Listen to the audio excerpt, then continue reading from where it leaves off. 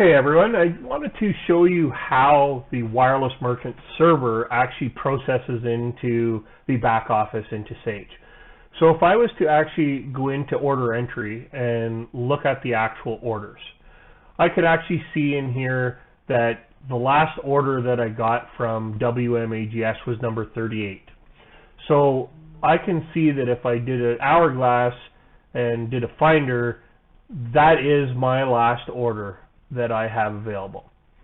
Okay, so let me just open this up and I can see number 38. Okay, so I'm going to close this. That's the last number that's there. Let me just minimize this for now. Now what I'm going to do is I'm going to open up my wireless merchant, and notice that on the server the last order number was number 38. So what I'm going to do is I'm going to process a new order on my handheld, and I'm going to do it for Acme Plumbing, which is customer 1210. I'm going to choose an item, and I'm going to choose an item A11050, which is a 13 watt mini fluorescent bulb, and I'm going to order 5 of them. So I'm going to place 5, and I'm going to add my selected. So you can't see this on my device, but I am doing this, and I'm going to push it through. Now, I'm going to push through the order. As you can see, it's actually created, and it's created a number 39. Now, if I was to look at the transaction and refresh this, I would see number 39. I'll click on this. I can see that it was Acme Plumbing number 1210, and that I ordered a 11050, and I ordered quantity 5. So I can see that on the back end of Wireless Merchant Server, it's working. Now, how does it look within Sage? Well, let's go look at the order and let's open up order entry, and I can see number 38 there. Now, it was order number 39. So if I was to click next, technically that should be my next order number.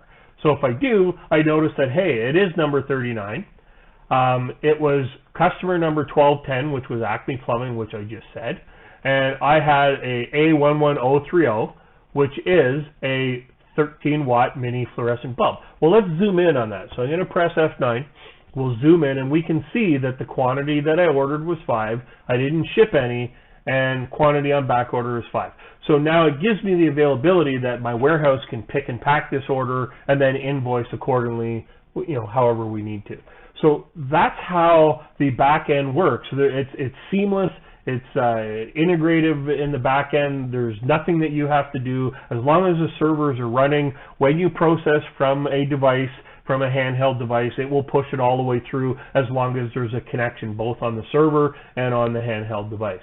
Now, we had previously in another video, we showed you how a transaction worked for the receipts batch.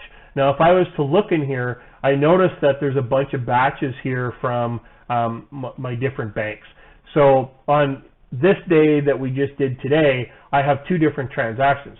So if I was to open those up, I could actually see exactly what it did.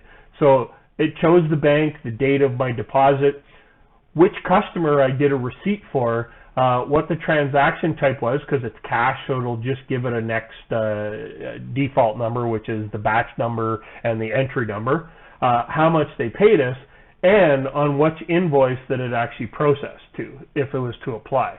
So it said, hey, I applied to these 2 invoices, and this is what we paid. Plain and simple, right? Now, if I was to go out and look at my other batch that we had, which was a check, I entered a check number, and I don't know if you remember viewing the video, but we had, the check number that we entered. It went ahead and processed, and again, the amount. Now, remember that we had an amount that we applied, and there is an unapplied, I believe there was an unapplied transaction to it. So that unapplied will sit in the transactions waiting to be applied at a later time. Okay, so that's essentially how the back end works. It's just seamless integration to Sage. We use the standard API integration, so it's as if we were a Sage module, but we work outside of Sage. So that's how it works. That's how the server connects into the back end. Again, thanks again for watching, and we will see you soon.